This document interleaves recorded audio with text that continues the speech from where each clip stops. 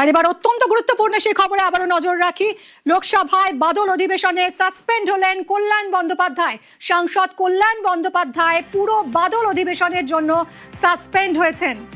এনসিপিআই এর সদস্যদের চোর বলার অভিযোগ, মহিলা সাংসদদের সঙ্গে দুর্ব্যবহারের অভিযোগ। স্পিকারকে এই অভিযোগ জানান কাকলি ঘোষ দস্তিদার এবং এরপরই গোটা বাদল অধিবেশনে সাসপেন্ড করা হয়েছে কল্যাণ বন্দ্যোপাধ্যায়কে।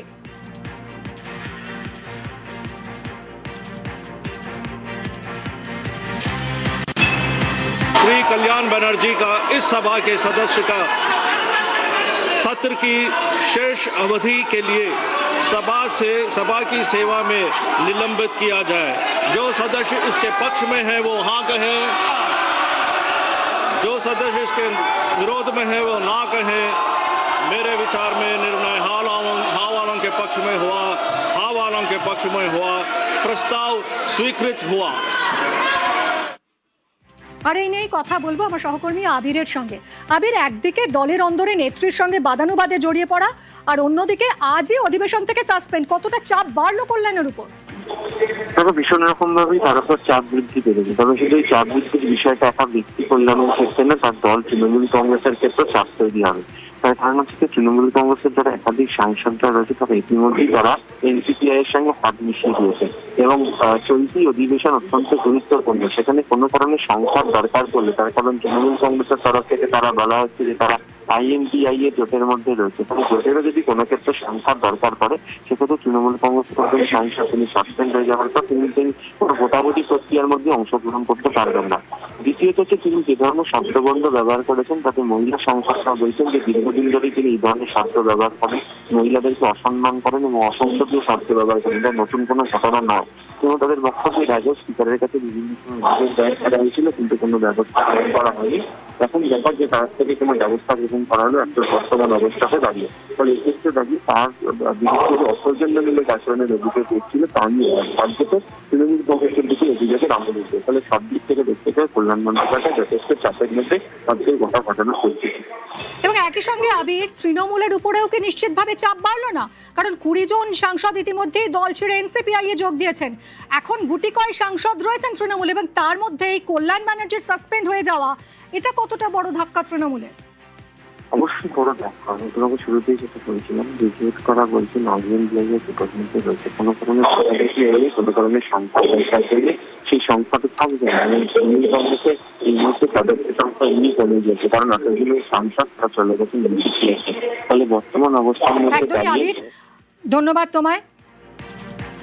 মহিলা সাংসদের সঙ্গে দুর্ব্যবহারের অভিযোগে লোকসভা থেকে সাসপেন্ড হয়েছেন কল্যাণ বন্দ্যোপাধ্যায় এবং স্পিকারকে অভিযোগ জানিয়েছিলেন কাকলি ঘোষ দস্তিদার। এনসিপিআই সদস্য সাংসদ কাকলি ঘোষ দস্তিদার কি বললেন শোনাবো।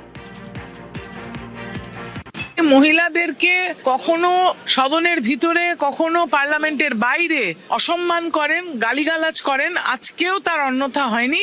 উনি মহিলাদেরকে যে ভাষায় আক্রমণ করেন তার প্রতিবাদে আজকে কমপ্লেন জমা দেওয়া হয়েছিল মাননীয় অধ্যক্ষ মহাশয়ের কাছে। সেই জন্য উনি এই সিদ্ধান্ত নিয়েছেন যে সম্পূর্ণ বাদল অধিবেশনে কল্যাণ ব্যানার্জি সাসপেন্ডেড হয়েছেন।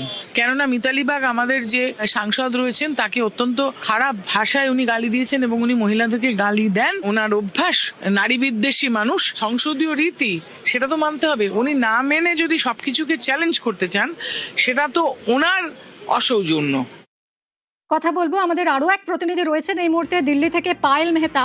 পায়েল, ঠিক কি হয়েছিল সেই মুহূর্তটাতে? কিভাবে বাদানুবাদ হলো? কি মিতালি বাগকে কি বললেন কল্যাণ ব্যানার্জি? তারপর ঠিক কি কি হলো এগুলো একটু যদি ডিটেলে জানাও। আমরা আবারও যোগাযোগের চেষ্টা করছি। মহিলা সাংসদের সঙ্গে দুর্ব্যবহারের অভিযোগে লোকসভা থেকে সাসপেন্ড হয়েছেন কল্যাণ বন্দ্যোপাধ্যায়। পায়েলের সঙ্গে আবারও আমরা যোগাযোগ করেছি। পায়েল, কি হয়েছিল সেই মুহূর্তটায়? কি বলেছিলেন কল্যাণ ব্যানার্জি মিতালি বাগকে? তারপর কি কি হলো একটু যদি ডিটেলে বল। এখন মোটামুটি 12টার সময় যখন হাউসটা আয়োজন হয় তার আগে কিন্তু কল্যাণ ব্যানার্জি হঠাৎ উঠে গালাগালি দিতে শুরু করেন। মহিলাদের অভদ্র কথাবার্তা বলেন ওরা রাস্তার মেয়ে, এরকম কথাবার্তা বলেন, এরা বিক্রি হয়ে গেছে 40 কোটি টাকায়। এই ধরনের কথাবার্তা যখন বলেন তখন অনেক মহিলা সাংসদ, আপনি জানেন যে এনসিপিআই তে এখন অনেক মহিলা সাংসদ, যেটা কাকলি ঘোষ দস্তিদার হোক, জুন মালিয়া হোক বা অনেকে আছে, শতাব্দী রয়, ওরা অনেক রেগে গিয়ে ওরা সবাই গিয়ে লোকসভা স্পিকারকে নিজের দাবি দেন আর বলেন সেরকম কথাবার্তা কিন্তু হাউসে বলা যায় না। কেন সবাই হাউসে সবার অধিকার একদম ইকুয়াল, আর সবার কথাবার্তা শোনা উচিত। তো যে যার জন্য যখন এই কমপ্লেনটা স্পিকারের কাছে যায়, তো স্পিকার কিন্তু গভর্নমেন্টকে বলেন যে এরকম আমার কাছে কমপ্লেন এসেছে। তো তারপর গভর্নমেন্ট একটা রেজলিউশন এনে কল্যাণ ব্যানার্জিকে সাসপেন্ড করে দেন for the rest of the session. এটা খুব একটা গুরুত্বপূর্ণ সেশন, যার মধ্যে অনেক ক্রুশিয়াল বিল আনার কথা আছে। কল্যাণ ব্যানার্জি অনেকভাবে গিয়ে কথাবার্তা বলেন পার্টির বিরুদ্ধে, কিন্তু পার্টির সম্পর্কে এখন কথা বলাটা ওনার পক্ষে পসিবল হবে না। কারণ কি, উনি রেস্ট অফ দ্য সেশনের জন্য সাসপেন্ডেড, যার মানে উনি হাউসে এখন আর ঢুকতে পারবেন না। যেহেতু কল্যাণ ব্যানার্জি এখন যখন মিডিয়ার সঙ্গে দেখা করেন, তখন কল্যাণ ব্যানার্জি বরাবর বলেন যে আমি এরকম কোনো কথা বলিনি, কিন্তু টিএমসি এমপিদের ছাড়া বা এমসিপি আর এমপিদের ছাড়া অনেকেই কিন্তু ওনার কথাবার্তা শুনে অনেকেই কিন্তু জানতে পেরেছেন যে এইভাবে উল্টো পাল্টা কথা বলে, গালাগালির মতো কথা বলে, রাস্তাঘাটের লোকেদের মতো কথাবার্তা বলাটা একদম উচিত না। এটা কিন্তু লোকসভা স্পিকারও কল্যাণ ব্যানার্জিকে বলেছেন। কিছুক্ষণ আগে মহুয়া মন্ত্রী একজন আরো সাংসদ টিএমসি পার্টি থেকে কল্যাণ ব্যানার্জিকে লোকসভা স্পিকারের সঙ্গে দেখা করতে নিয়ে যান। তারপর কি হচ্ছে সেটা আমরা জানি না, কিন্তু কল্যাণ ব্যানার্জি আপাতত suspended for the rest of the session. Payel, এই যে অ্যালিগেশন আনা হয়েছে কল্যাণ ব্যানার্জির বিরুদ্ধে, অত্যন্ত গুরুতর এই অভিযোগ, কল্যাণ ব্যানার্জি কি বলছেন তার প্রেক্ষিতে? কিন্তু আপনি যদি কল্যাণ ব্যানার্জির একটু ওনার ট্র্যাজেক্টরি একটু স্টাডি করেন, তো আপনি বুঝতে পারেন কল্যাণ ব্যানার্জি বরাবর উল্টো পাল্টা এরকমের কথাবার্তা বলেন, রেগে যান, রেগে গিয়ে গালাগালি দিতে অনেকক্ষণ শুরু করেন। এটা কিন্তু একটা নতুন কোনো ব্যাপার না। কিন্তু কল্যাণ ব্যানার্জি এখনো বলছেন যে উনি এরকম কোনো কথা বলেননি। সেটা কিন্তু অনেকে বলছেন যারা হাউসে ছিলেন, বিজেপি সাংসদ হোক বা সঙ্গে থাকো